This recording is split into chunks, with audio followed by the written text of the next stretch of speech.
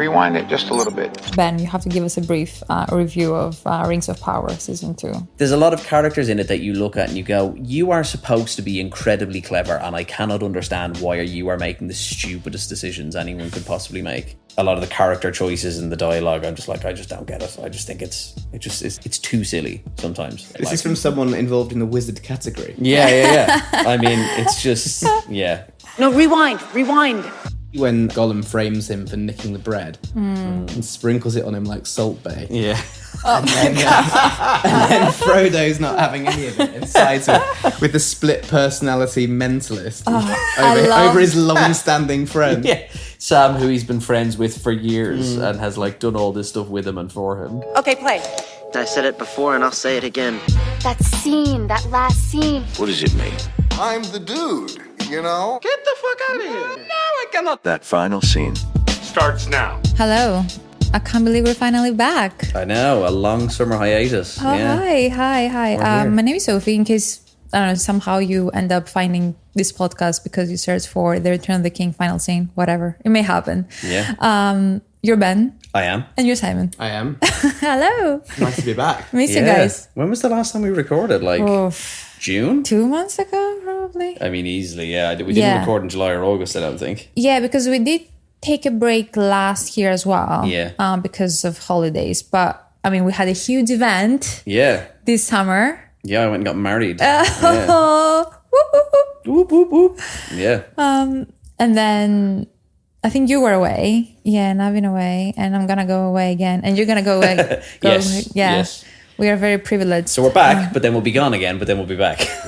Yeah, we're very sorry about that. But, come October, I think we're going to be pretty settled. Back to regular scheduled programming. Where do we begin? I mean, I feel like because we haven't caught up in a while, I'm guessing you guys have been watching a ton of stuff before we get into I have. I've been watching a ton of stuff recent. I've gone to the cinema quite a bit recently. Oh, okay, cool. I've gone like 3 times in the last 2 or 3 weeks. Love it. So I think I said to you guys that I saw Kneecap, which I just think was like, Kneecap is one of the best films I've seen this year. If you don't know who Kneecap are, they're like a Belfast rap group. It's kind of like fictionalized version of like how they got together and them as a band and stuff like that, with like elements of like real bits thrown into it, and it's just good. Were they huge? Or are they a huge band back in Ireland? They're getting bigger now. They're like doing like, they're touring the world and stuff like that now, and they're definitely getting bigger. I think the film will help that. I think the film it's will not a definitely biopic of them. It's not really. Like there's definitely like fictionalized stuff. Okay. Like it's quite fictionalized. It's quite funny, and yeah, it's not a biopic as sorts. Like obviously there's stuff in it. Like it is the 3 of them, like the 3 guys in the band. And it is about the band Kneecap. It reminds me of that Foo Fighter horror film that came out a few years ago. Studio 666. Yeah. It's kind of like that. Yeah. Okay. Similar kind of vein. Cool. And then I saw It Ends With Us. Oh, the Blake Lively movie. Interesting. One of the worst films I've ever seen. Yeah. I was gonna say, because there's been so much controversy about the film, and like we don't have to get into it, but yeah. I was thinking, even if there was any of it, I don't think I would be interested in the film itself. As in, like, I don't expect that film to have anything interesting to say about DV or domestic violence. No, certainly didn't. Yeah, it certainly didn't. Yeah, I mean, it was crap. It was so bad. Like the performances in it are so dreadful, and it's so badly written, and it's just like the whole thing it's just such a weird movie.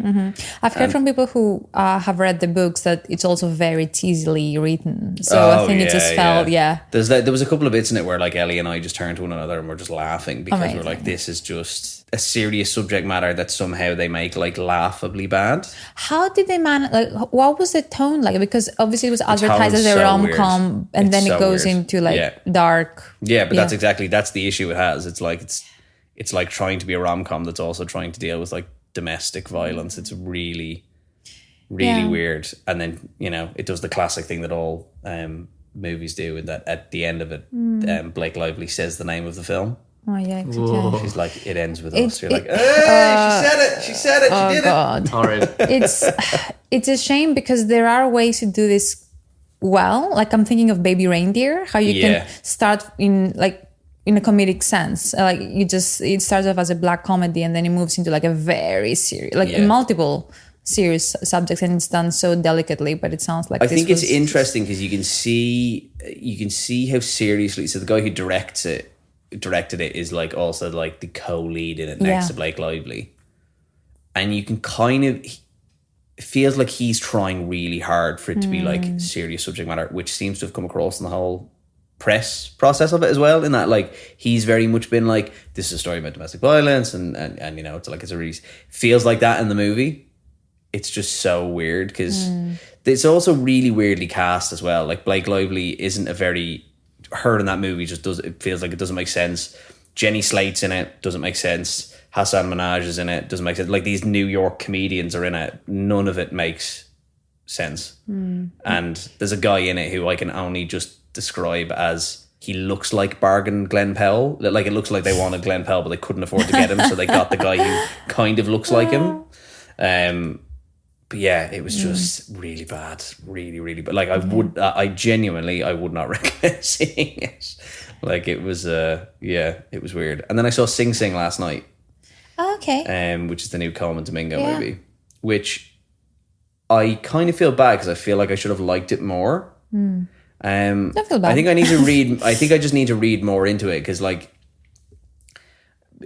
it just felt a bit like it's a good movie, but it just felt a bit messy. Kind of like it's like 90 minutes, which is great. Like I mean, a 90-minute film these days is quite hard to come by, considering we just watched a 3-hour one. I came out of it being like, I kind of would have liked 20 more minutes to get to know some of the people in it more, because there's quite a lot of characters in it who are all in this prison, but you don't really get any backstory from them. I don't know if you've seen the trailer for it, so, but like it's basically around the group of people in Sing Sing prison and how they are trying to reform themselves through. There's like a theater group in it and like using theater to like kind of better yourself and stuff like that. But you never really get a feeling for any of the characters in it. But actually, I think at the end of it, I didn't realize this. I only realized it when they rolled the credits, is that like all the people who are in it are people who, it's a true story.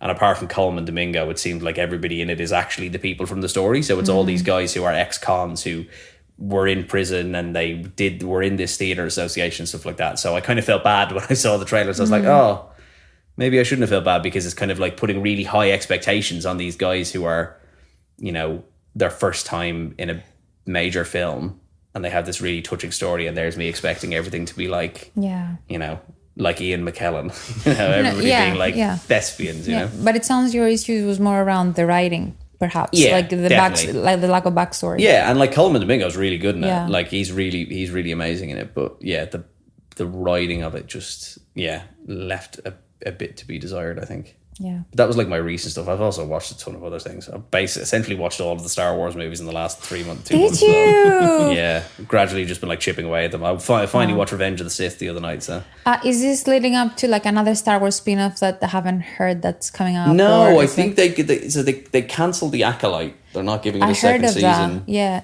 What did you think of that?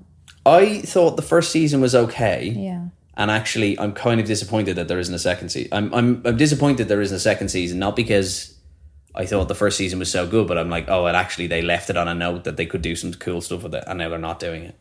And there's a guy called Manny Jacinto who plays the kind of the bad guy, and he's incredible. It's like one of the coolest kind of villains they put in Star Wars in a long time. And now it's like, well, you just don't get to do that anymore because there's like some backlash online and all that kind of shit. So I was a bit disappointed in that, and maybe that's what sparked in it to be like, I need to just watch Star Wars again.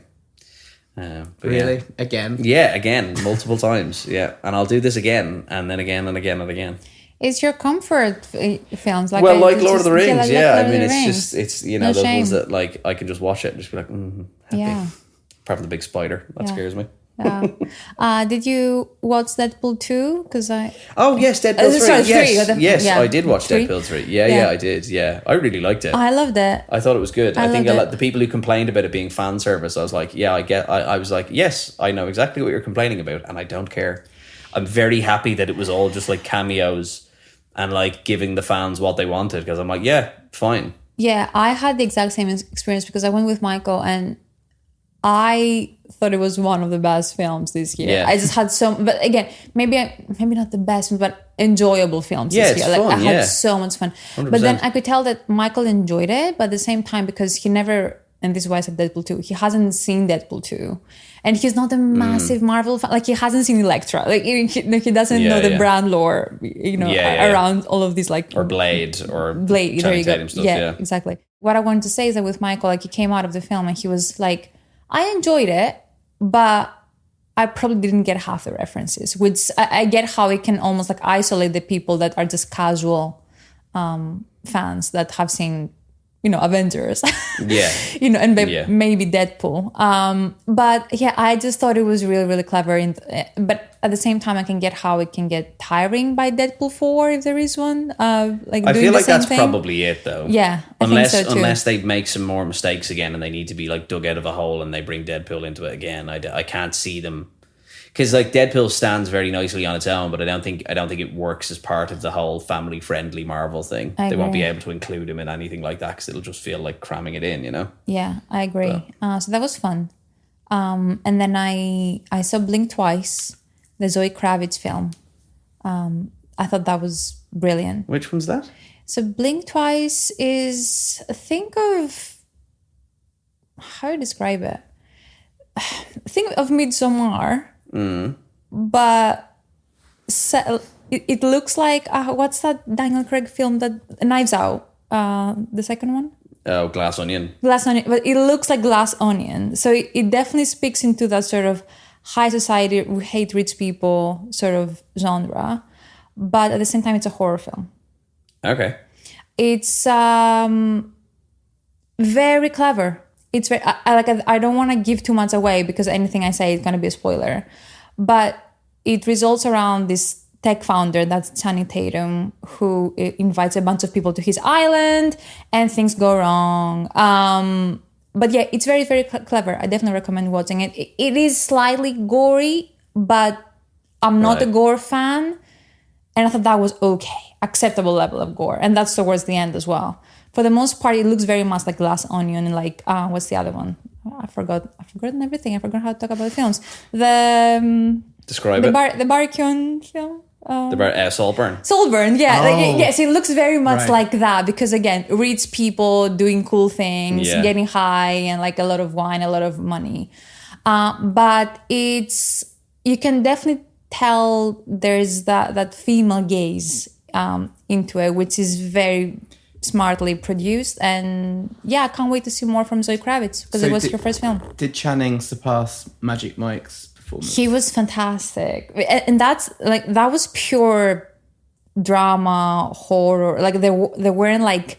That's not Zoe Kravitz's first film. No, sorry. I mean, from a direction. Like, sorry, as a director, right? I was like... Oh, no, sorry. So it wasn't even the film. She directed. It was her directorial debut. Sorry. I'm sorry. That was Channing Tatum going full on drama, like Oscar nominee quality of performance. Oh, really? Yeah, I thought he was fantastic. Yeah, I think he's a brilliant actor. I think he's yeah. Obviously, he's taken some scripts that are perhaps not the most highbrow material. I think so too. Like I haven't because I know they're on that press tour now, so I know they're doing a lot of interviews together because you guys know they're together as well in real life. Engaged, aren't they? Yeah. And I would love to know how she managed to get him. Well, not managed to get him on board, but it's a departure from his usual film. So they must have had a lot of fun filming this together for sure. Interesting. Definitely recommend that. And then what else did I watch? Oh, I wanted to call out a show that I watched recently that I thought was really smart. I think it's flying under the radar for now, but it may end up doing better in the next few weeks. Chaos on Netflix. Oh, the Jeff Goldblum one. Yeah, I've seen the trailers for it. Yeah, I had so much fun watching this one. I mean, it's I'm biased because it's Greek mythology. I was going to say you're biased because you're Greek, yeah. And actually, and it's Jeff. Yeah, and it's Jeff, so like double bias. But I was telling this to my friend the other day before Chaos came out. I was like, I'm surprised that Hollywood hasn't tapped into Greek mythology. Like, there's just so much stuff you can do with it. Like it's a whole new Marvel. Like if you could go after every story, there's just so much universe that's waiting to be Disney explored. are doing that Percy Jackson one, aren't they? And that's Greek mythology. Yeah, it's just like, but It's Greek mythology written by an Irish author. yeah, So, also, you know. it's gonna be very safe. Greek mythology is very dark. I think you can go like HBO can have its finger all over it, like if they want to. Yeah. And with Chaos, basically like the story is that you have 6 humans that discover they have the same prophecy that they need to fulfill, because apparently according to Greek mythology, each one of us has a prophecy that they need to fulfill. And the prophecy goes, a line appears, order wanes, a family falls, chaos reigns. And they all have the same prophecy. And then you have the Greek gods, which Jeff Goldblum is Zeus. You have Poseidon, you have Hera, you have Dionysus, you have all the guys. And it's exactly like The Boys, where like the world, like the humans love them, but in real life they're dickheads, assholes, and like they want the worst for humans. So yeah, it's I would say it's a bit of a black comedy sort of show. Like it's not heavy at all. It has that Boys sort of look and feel. And yeah, I can't wait for season. I hope it gets renewed because it ended on a cliffhanger. Okay, I might watch an episode of it later. It's very easy to watch, and you can learn a lot about Greek mythology as well, because it focuses on Crete and Minotaur and all which I think you're gonna really love. Nice. And the music is amazing. You're gonna love the music. And it's zombies. Jeff. Yeah, it is Jeff. And you have Jeff just having the most iconic outfits ever. Yeah, it's in my storage room. In my bedroom. Do you have like a life-size Jeff Goldblum cutout? Someone got it for me for my birthday last year. Is it him like lying down from Jurassic No, Park? it's not that. It's That's a shame. That's the one. That would be him with the shirt open, lying like he's on a chaise lounge. Oh my god, that would have been the one. It's too steamy. But What you know a what? guy. He's actually really good. Like again, Yeah, that doesn't get locked in the closet, you know. like if we talk about Jeff for a second, before Chaos, I was like, he's Jeff, but I wouldn't have said that he has range. Like you're just Jeff. Yeah, he kind of does the same thing in most movies. But he's really good in Chaos. Like he has that sort of Homelander energy in Chaos, which is very ownable. Like I could see him like making, like he could have his own spin-off because obviously he's Zeus as well. But yeah, really recommend. Really fun watch. Like it was the better Netflix shows I've seen in a very long time because it's just full of crap these days. But yeah. Yeah. Did you get to binge anything while you were in France? No binge. I mean, I'm always watching Peep Show, so that counts as a binge. Classic. But I have seen 3 films. One was by a convicted sex offender. Is it Good Roman? start. Is it Roman Polanski? Yeah, so that's like testing, can you separate the art from the artist? Number 2 was a film that was full of so much guff I had to turn it off. It's quite a big film. And the third one is the first ever John Hughes film I've been really disappointed by, that I didn't know existed until recently. Sorry? So the first film was Frantic, which has Harrison Ford in it from 1989. Yeah, sounds familiar. And it's like a noir-y thriller set in Paris.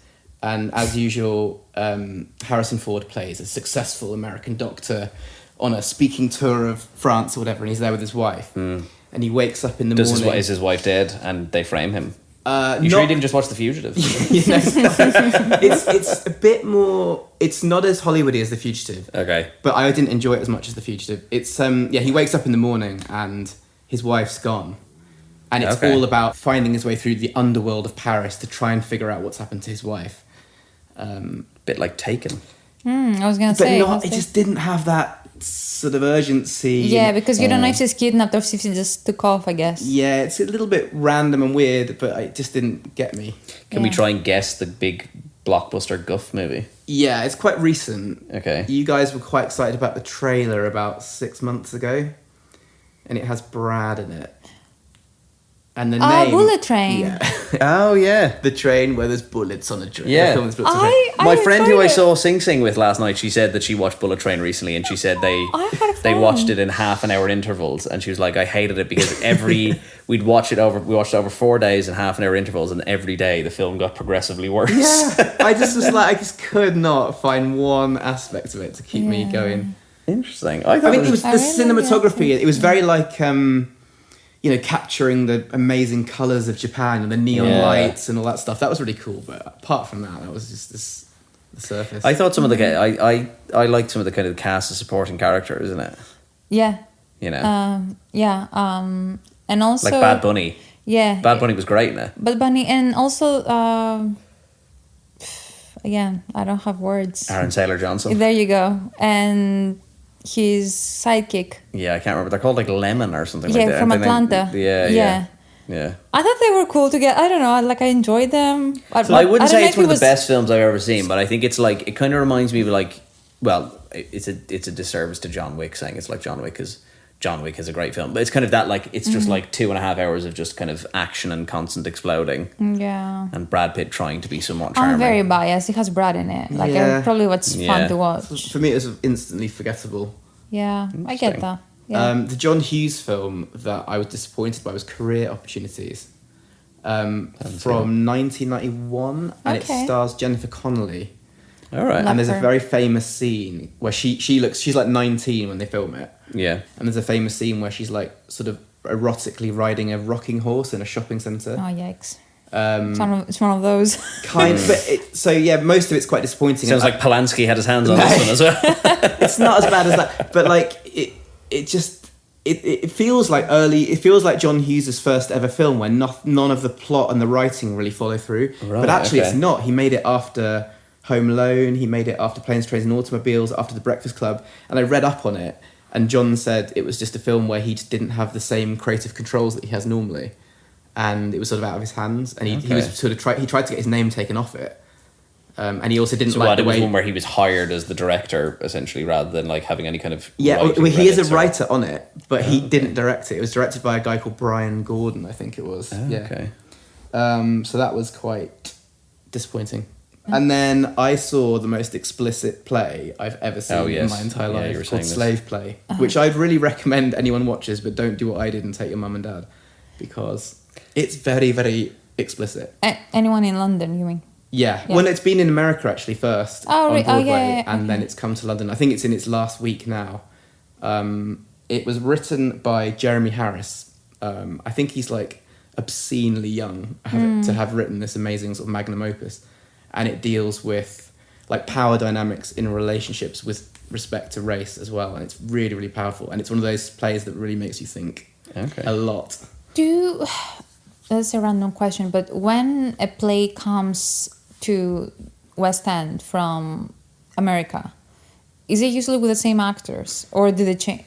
Because occasionally you get it. Like you will get some people who will go over. I feel like it's more likely that people will go from the West End to Broadway rather than the opposite way around. Yeah. I don't know. Actually, it's probably a bit of mixture. Because Hamilton had different actors. Yeah. I think it depends. I think musicals are different. I think musicals, it's rare that you'd get the main cast traveling and doing that. I think plays are maybe slightly, because I know Jodie Comer, when she did Prima Facie, she did it in London and New York. You're right. Yeah.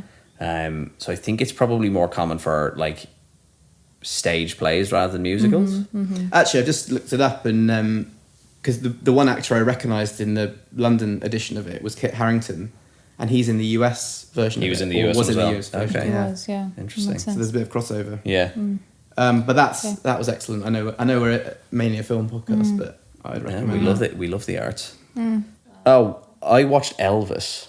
Oh, did you? Okay. With Tom Hanks. What did you think? Yeah, and Austin Butler. What did you think? One of the worst films I've ever Oh watched. my god, really? I absolutely hated it. Okay. I genuinely, it was like, that's 2.5 hours I'm never getting back. Really? I thought it was dreadful. I loved Kaylee. I thought it was indulgent. I thought it was like self-aggrandizing. I thought it like glossed over a lot of like character stuff about Elvis that like as a person, like I was saying it to Ellie, being like, what we all, you know, when they finally introduced Priscilla, it's like they're really glossing over the fact that she's supposed to be 15 years old when they meet and he's in his like mid-20s. We're just not going to address that. We're just going to do a cool scene where the songs in it that are sound like I would Beyonce. love for you to watch Priscilla, and I would love to get your thoughts, see what you think. So I should watch Priscilla as well, because I think that paints Elvis in quite a different light, but very different. I just thought it was... Yeah. And what I remember at the time thinking when there was all the Austin Butler like Oscar hype, And I was kind of like, oh, it's that annoying thing where like everybody assumes you do a biopic and that means you get like, you'll get the Oscar nomination or you'll get the win, like Rami Malek winning for Freddie Mercury and stuff. And I watched that and I was like, yeah, I think I'm glad I had that opinion, because I was like, You didn't like him. I like him as Elvis. I like him as an actor. Yeah. I just thought, I was like, yeah, I would not go back to it. Yeah. I think there's much more interesting music biopics out there. I think Bohemian Rhapsody is a good example. I think that struck a tone that was better than what Elvis did. It's a music thing. I think the music of Elvis is incredible, and like actually like it's cool to, Austin Butler from a vocal perspective, the fact that he was able to sing all of it, I think is amazing. But I just thought it was a total waste of time. Yeah.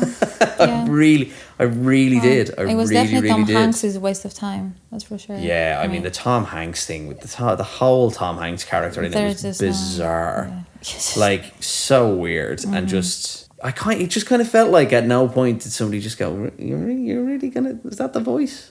Is that the way we're playing?" It's played like a Disney villain. Like it's really weird. It's played like, is he like the controlling manager? Yeah, he's Colonel Tom Parker or something like that, who turns out is like, he's not even American. It's why he has the strange voice. Turns out he's not even American, and he's been like using Elvis for his whole career and all that kind of stuff. But it's played like a Disney villain. Like it's just so.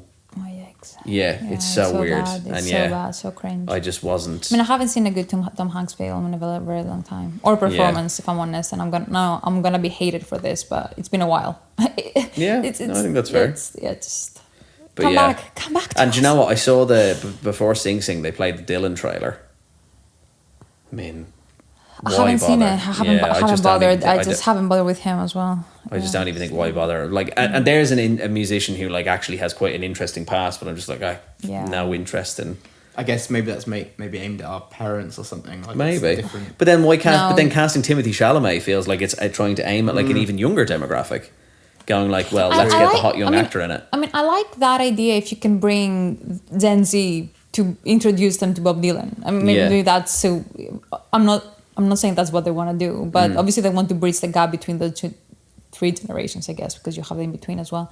But yeah, I'm just done with biopics in general. I was going to say, I think it's biopics are like superhero movies. Yeah, I'm at done the minute with where them. it's kind of like it feels like there's a lot of them. Yeah, and maybe there isn't a lot of them, but when they come out, they get a lot of hype because they're probably quite bankable for streaming purposes, aren't they? Yeah, they're safe, and they're safe. They're gonna go straight to an Oscar nomination. You know, like you don't even have to be that good. Yeah, like the Elton John one made a load of money, and that's not great. Yeah, and it's just as you say, it's an easy paycheck. Well, it's not an easy paycheck, but like you're kind of guaranteed, like having a superhero film, you're like, well, people will watch this because fans of the artist will watch it, and then you'll get some new people coming in as well, so you've already got like a guaranteed audience. It's also the argument that I've heard people say, actually actors make, that actually playing an existing, like an actual person, is easier because you almost, I'm not saying you have to make an impression, but you have a point of reference in terms of what you're aspiring to be or act like.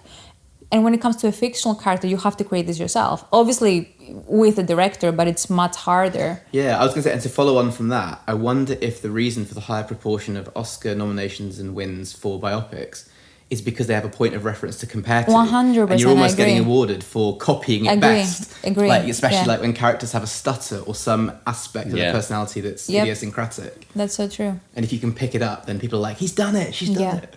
Yeah. That's why I'm sure it's easier to do from an actor's point of view, but it can go much worse than playing a random fictionalized character, because people will look at it and go, oh, the voice is wrong, or like, oh, they didn't get that right, or they did this, or like that's wrong, blah, blah, blah. It's easier to kind of find the flaws in it then, which is maybe it makes it easier to award it, because it's like I feel like the full portrayal of someone, like a checklist basically. Yeah, you have a checklist that you can I can do the voice, I can walk like them, I look like them, go. Yeah, exactly. Well, I'm very excited about a fall though, because obviously we have Joker 2 that's coming up. Well, the reviews have started coming out though. I'm really excited regardless. I'm actually more excited than the first one, just because I don't know, like I'm excited to see what Gaga's going to bring to the table. They really don't want to call it a musical, even though it sounds like it is a musical.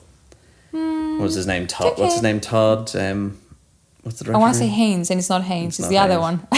Yeah. It's Phillips, is it? Todd Phillips? Todd Phillips, you're right. Oh, yeah. right. Okay. He was like, no, it's not a musical. It's just like, sometimes Arthur has things to say and he can't articulate them, so he sings them. That's a fucking musical, man. Yeah. It's exactly what happens in musicals. Admit They, it. rather than saying words, they sing them. It's a musical. Yeah. Well, I'm not saying I'm gonna love it. I'm saying I'm interested to see what they do with it, because if I Yeah. enjoy it, it's gonna be a pretty difficult thing to pull off a sequel and with a character that's been done 1,000 times, and that is Harley Done to Quinn. death, yeah. And obviously Gladiator. Have you seen the trailer? You haven't seen the trailer. Oh, I think you're gonna like it. At least the trailer. Yeah, I'd be watch yeah. the trailer. I'll be interested to hear what you think, Yeah. because I'm not very excited about Gladiator 2. It's going to be interesting for me because, like, I remember watching Gladiator 1 when I was at school with a friend in the cinema, and, like, I thought I was completely bowled over by it. And so my reference point for this one is going to be the feeling I had when I was a child.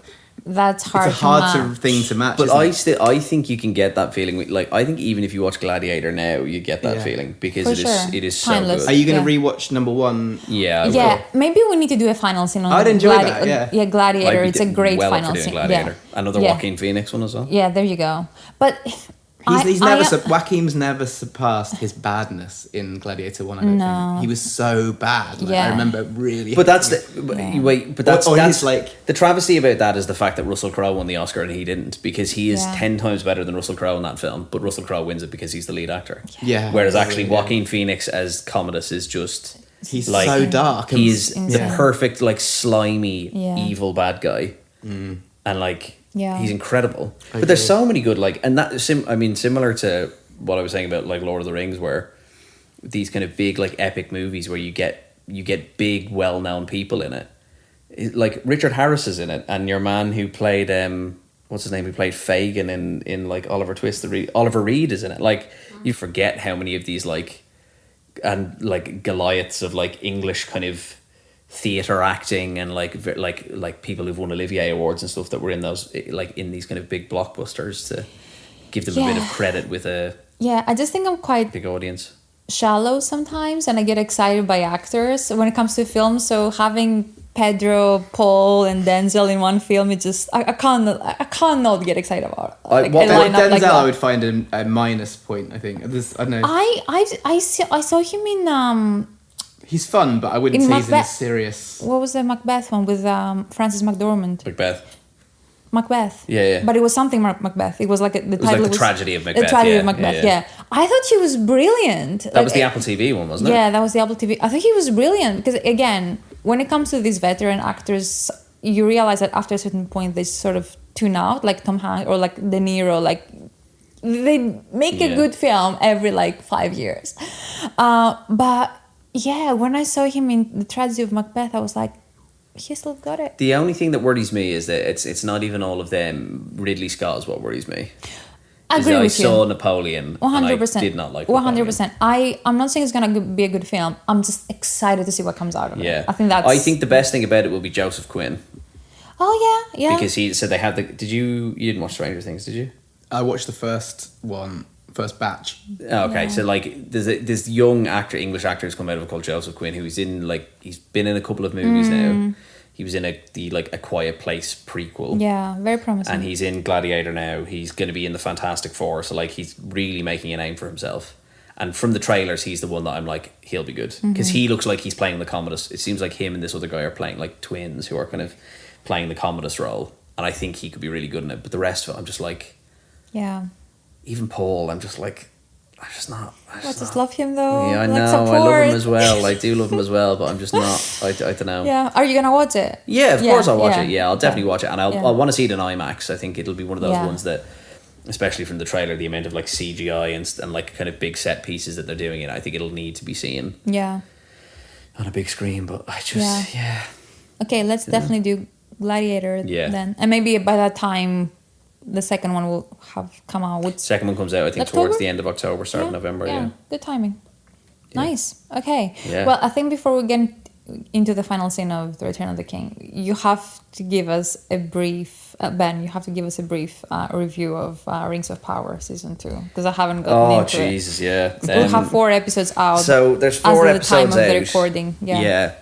And I think as I put it in the WhatsApp group is I'm kind of like, I'm really struggling with it. I thought it would be better. I really did. I really thought they'd you would think after the reviews of the first from the one. mistakes in the first season. Yeah.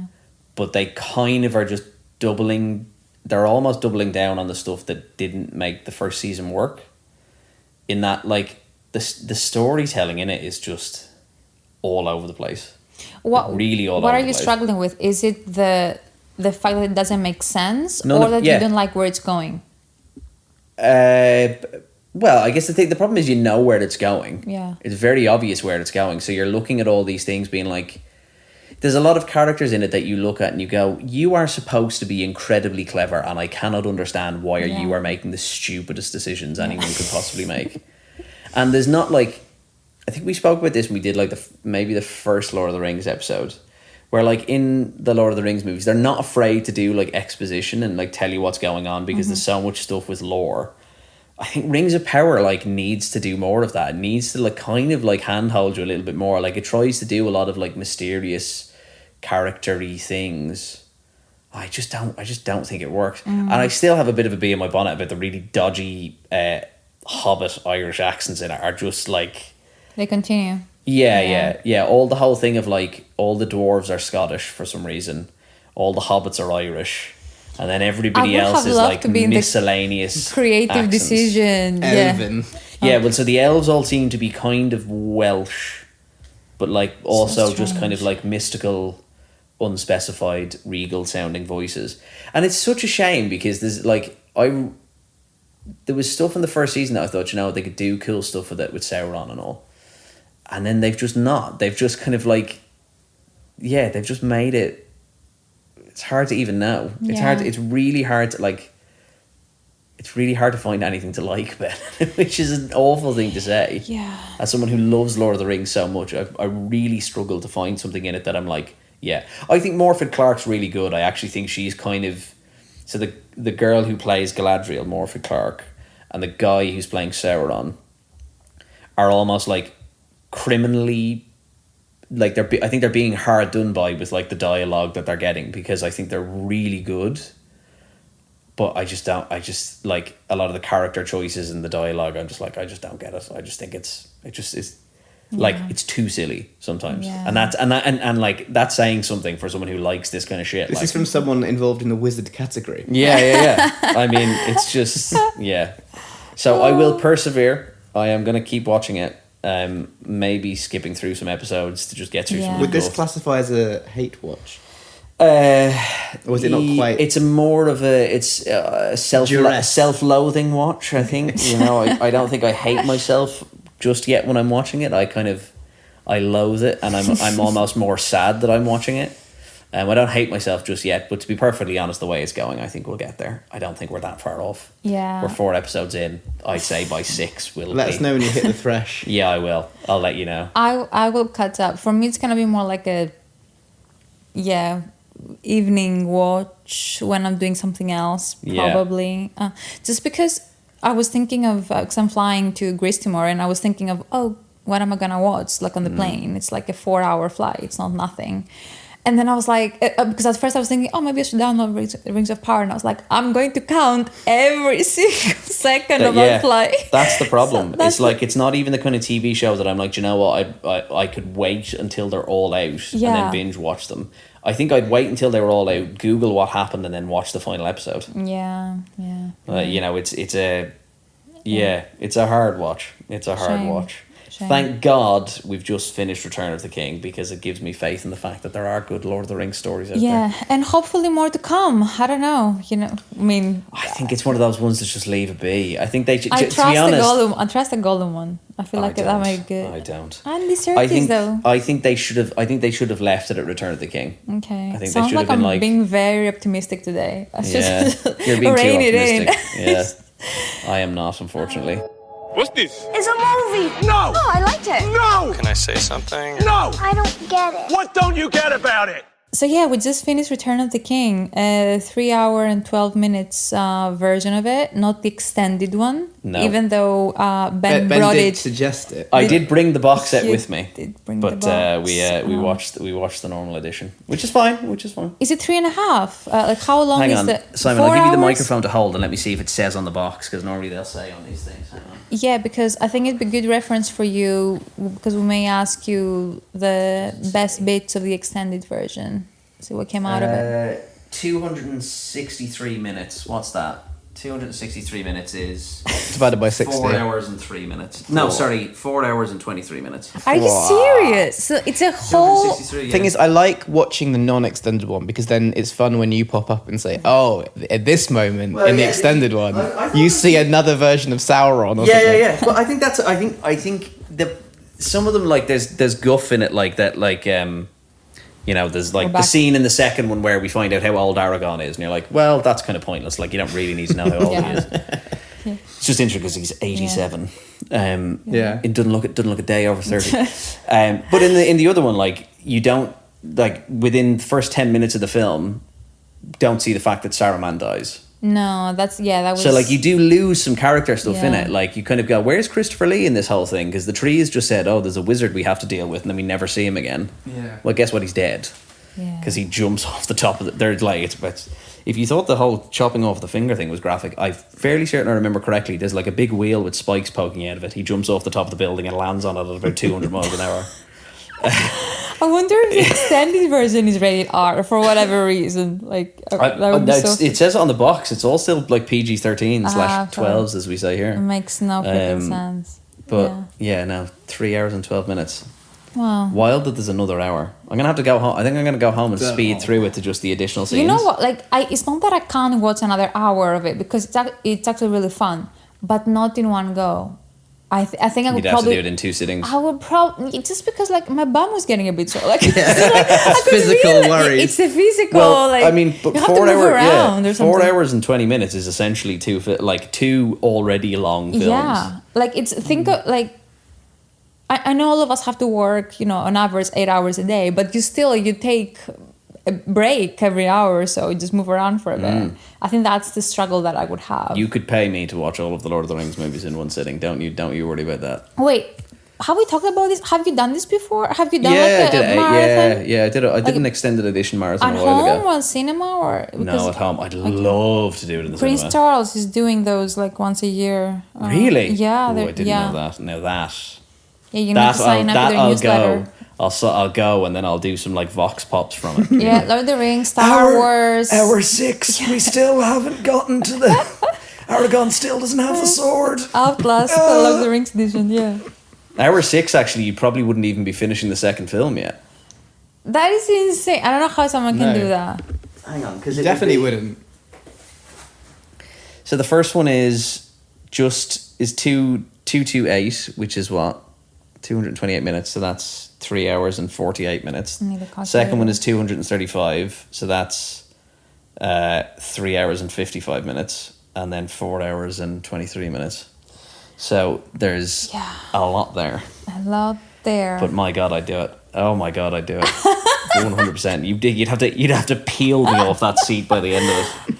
I wouldn't leave. Set me up with a bedpan and a catheter, and then just leave me there. Like hook me up to a drip, and then just leave me there for however long, 9 hours or 10 hours, however long it is. I love this. So would you like to recap the final moments of the final film for us? Well, the final moments of the final of Return of the King is kind of, it's obviously like all happy ending for everybody, except for when we get to the point where Frodo does I have so many thoughts about it. He essentially goes, "Hey lads, I know we've been through all this shit together. I'm a fuck off with Gandalf and my decrepit old uncle, who Get looks married like to a he's been beautiful dug elf up. for the rest of my life. Yeah, marry an elf who's about 4 foot taller than I am, and and live for eternity in the Undying Lands. It's a bit of a weird switcheroo after all of that. I can't believe this happened. I can't believe this happened. Like, how did he do it? Like, it felt like a plot. Like, him and Gandalf have been plotting about this, and they have told no one. He didn't even get to have like a goodbye party, like a farewell party, because there was no closure whatsoever.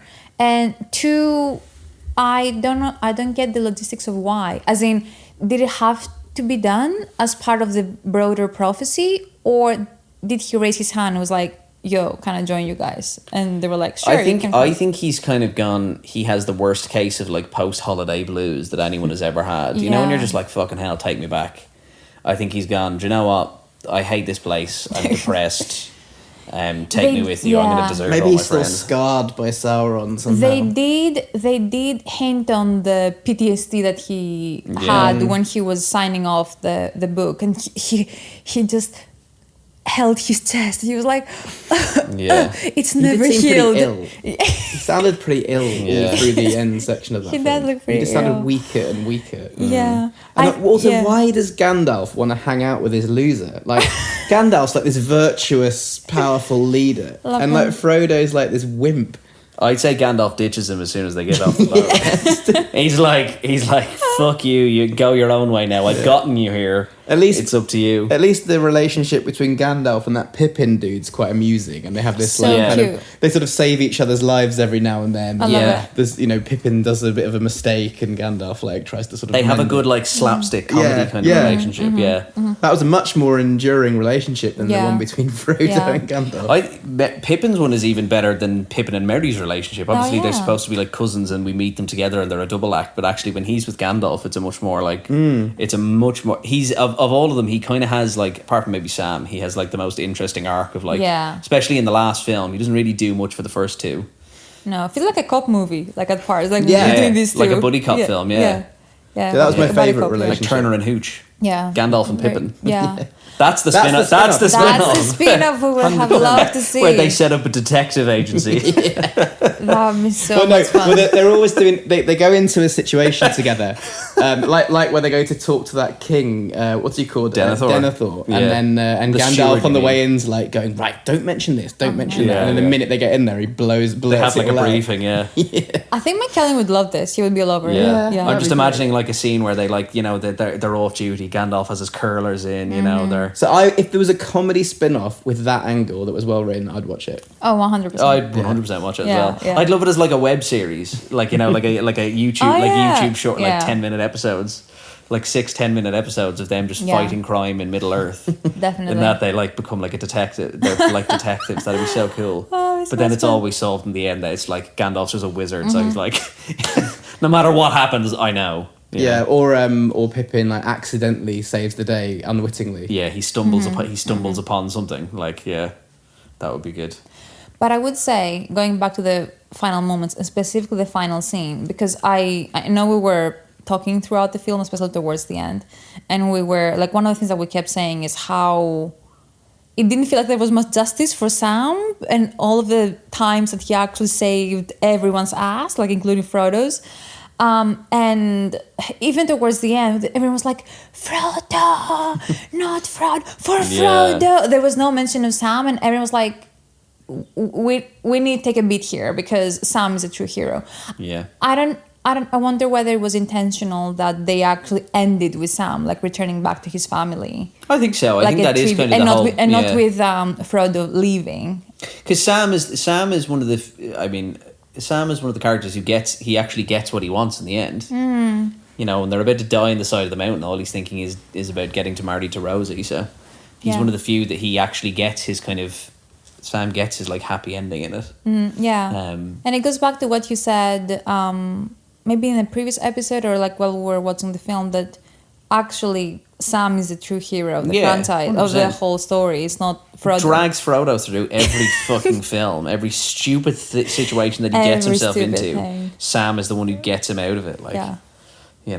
And yet Frodo is really intent on ditching him at any point. But I think that annoying tension is part of what holds your attention through the last parts of the film. Yeah. Because it really irks you that Sam's not getting the credit that he deserves. Especially when Gollum frames him for nicking the bread and sprinkles it on him like Salt Bay. Yeah.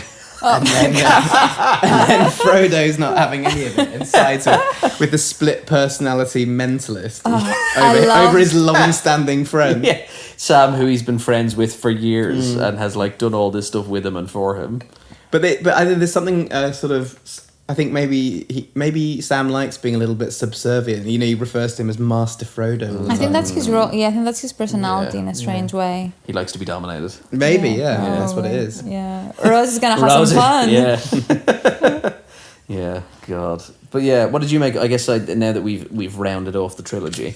I really What did you enjoyed make it, of it? especially watching with you guys. I mean, my two main learnings were always put stronger castle doors in place because Yeah. they always collapse Yeah. Yeah. during the Always. battering section. Well, I mean, when they bring a big flaming dragon, was that? Yeah. yeah, it's like a big flaming Yeah. crocodile or something like that then bash through the door. They need to think about the design of those. And then also the other flaw for me was lack of shoes. Like the amount of time they're barefoot on these like the hobbits are always craggy, barefoot, though, like, yeah. There are no shoes for them. Yeah, it's just I think the thing in the feet though is that they're always barefoot, so hobbits have quite like tough feet. Whereas the rest of them, like Gandalf's wearing what looks like fucking wrestlers' boots. But my favourite sort of scary scene that I felt genuinely like on edge was the Shelob spider section. Yeah, I thought that it was excellent. Yeah, I remember that terrifying me as a kid. Yeah, it's like really, and there's a part where this Shelob comes out of this tiny hole in the wall and just her legs come out first. And Yeah. and it's all silent as well. Yeah, it's genuinely like nightmare fuel. Yeah. It's like, yeah, it's absolutely terrifying. That was good. So yeah, there were a lot of horror-ish elements, sort of more than the other two in this film. The one thing that I would add about this one is, and this is less about the final scene, but in this one, the storyline of Frodo and Smeagol and Sam was more interesting to me than the rest of the battles of that one. Yeah. Even like I think in the second one, all the battles are my favorite part of and I felt that the storyline of Frodo and Sam almost dragged a bit in the second one, or they were just walking, like not many things were happening. But with this one, like I think Gollum was just really like kept the tension going. Yeah, my two favourite storylines were Gandhi and Pippin, and then Denethor and his sort of disintegration into sort of giving up. His madness. And despair and the tomato eating scene and Yeah, they make him so disgusting. I thought he didn't overplay his part. He slotted into that character beautifully, I thought. So good. And so I thought even though he's obviously a very much hated character in the writing, he did that very well. It'd be very easy to make him like a pantomime villain. Yes. And actually he's like, because actually not. it's funny you should say that because I was likening him in my head to the pantomime baddie in Robin Hood Prince of Thieves played by It's a good Alan comparison. Rickman. Yeah. Alan Rickman. Obviously he's not doing that, but that was a sort of maybe when I was a kid that was my equivalent of who he is to me as an adult now in Return of the King. Yeah. But yeah, he's great. Yeah. Yeah, I don't know what else to say. I mean, I think it's mad because halfway through that film, I just thinking about it being like, this same battle has been going on for about 2 hours now. Yeah. The big battle at Gondor starts and goes on for a good like 90 minutes, but actually at no point does it become that boring because they kind of like up the ante. They every up the time. ante every time, and it's like it's not just like the humans get better and then the like it's a good like back and forth between them and like constantly elevating it. But then the only problem is then you get to the end and then there's another one. So the one at the end of the gates kind of feels a bit like, oh, okay. Yeah, almost anticlimactic in a way. After like this incredible like set piece after set piece after set piece of like everybody coming together, and then the ghosts going away. You know, I love the ghost. I did think once the ring got chucked in the lava, the collapse of Sauron's empire was very quick. You know, it almost made it look all quite weak, the way the bricks just very quickly disintegrated and the whole thing caused that rupturing of the earth and everything sort of fell in. is destroyed. Yeah. I thought it might have been more of a hoo-ha about that, but like tension. Yeah, I don't know. It just seemed quite fast compared to the time spent on other things in the build-up. I could see that. Yeah. Yeah. It's more of an interesting thing as well if there ever was a sequel to it, of like all these thousands of like evil creatures that are still probably roaming around Middle Earth that haven't been dealt with. So there's very few humans left at the end. If you notice, like it's a very small army of those left, and that's everyone. That's everyone there. Yeah. But I guess you're right. Like technically, they could have added one more conflict, like something Or taken else away went something wrong. in the middle and had a bit more space to then... But that would have added an extra half an hour to the film. As a newbie, I'd expected to see Sauron himself or herself, whoever it is, and it was just, I guess Sauron's just in this film a force of nature rather than... I would have liked that being. too, actually. But I love what they did because in my head when I first watched it, I was like, oh, they're just keeping them away from us so they can make a reveal in the last one, the last probably even half an hour. Yeah. So yeah, I don't know what to make of that. It doesn't bother me, like having watched it a couple of times, but I would have loved to see Sauron, I think. Yeah. Well, that's what I say about that scene. Or even where like a battle between Gandalf and Sauron, maybe. Well, you have that. Well, that's what I say about like you have the scene with the cut out with the mouth of Sauron, which is this like weird decrepit creature that has like this disgusting mouth that can. What's the scene like? What is the actual scene? I can't even remember what he's saying. He basically before the big battle when they go to draw them out when. There's a bit where, and it seems kind of weird because like Aragorn and Gandalf, they all just ride up the gates and then they open and there's loads of monsters there. What happens there is this guy comes out on a horse, and I can't remember exactly what the speech is, but then in true horror fashion, Aragorn cuts his head off. And then all the other monsters come out to kill everybody. But yeah, there would have it I don't know. I think it's cool that Sauron is this kind of like it this works. like evil kind of like it is all him omnipresent. in a way. Like, They're all the baddies are sort of agents of him. Aren't they? Which is actually what I think that in a way Rings of Power is struggling with, because you have an actual now in the second season especially you have an actual embodiment of who Sauron is, and Gets a bit Darth Vader-y, does it? Or they have to follow no, through? because I guess the problem is Sauron actually there's a lot of lore around Sauron of like how he takes different shapes, and like in the earlier ones he like he changes his appearance and stuff like that, and it's kind of hard to almost believe that. So when he is this omnipresent just a fucking massive flaming eye, it's almost easier of like I believe that that's the big huge baddie, but maybe it would have been nice to have more flashbacks like in the first one where you see kind of his presence as this big hulking kind of monster in a way, which we don't really get. You just kind of have to, as I say, like with the exposition, you just take everybody at their word that like this dude's bad, and he's evil. But yeah, I thought it's just so good. I loved watching it with you guys. Thank you for filling a big cultural hole that I had in my, I was going to filmography. Was there more references in that one now that you feel like you've got? Yeah, actually, a lot of visual references, like the way the Sauron's eye on the top of his tower was in those two like needle things. Yeah. I've seen that drawn in a lot lot of different guys. I also feel like that's it. Frodo holding the ring out on the chain, about to drop it, is a meme that I've seen quite a lot. And Gollum falling. I mean, Gollum's the most memeable creature in the world. Yeah. Falling in the fire. But yeah, I don't know. I don't know if that's the problem. I don't know if I need more.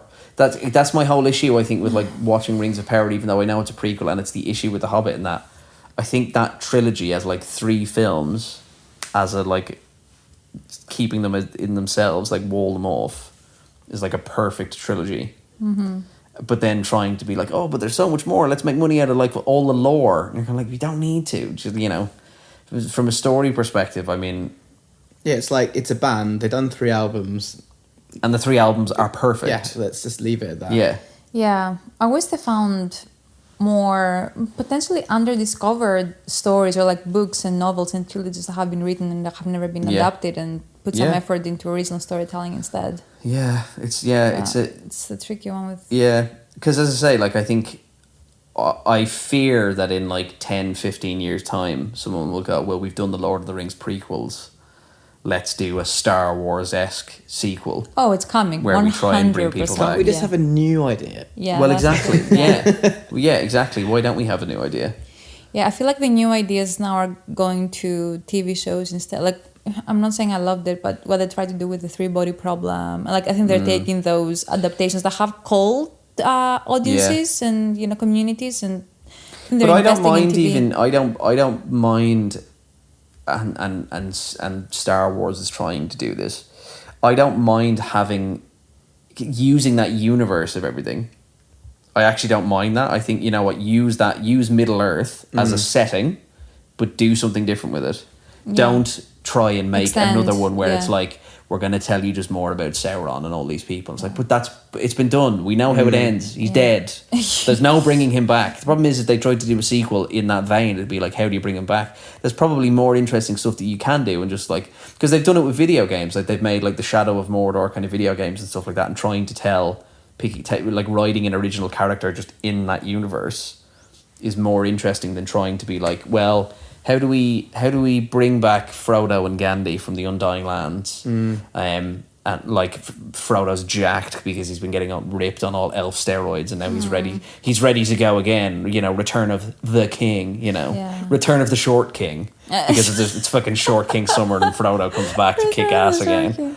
But yeah, it's just kind of just let it be. Yeah. Because as I say, I still like, for me, even remember like those movies, I still feel the same way about them as when I first saw them, and that I'm just like, I'm blown away by them. Even if some of the CGI isn't as good as CGI nowadays, you know, I'm still like that bit at the end where I said it looks like, you know, Frodo running into Mount Doom, he looks like he's running on a treadmill. They had him run on a treadmill and then they superimposed him on it. I don't care. No, I'm still just as like I get blown away by it every time I watch it. Yeah.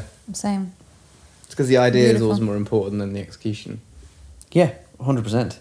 I'm so invested in it, you know. Yeah.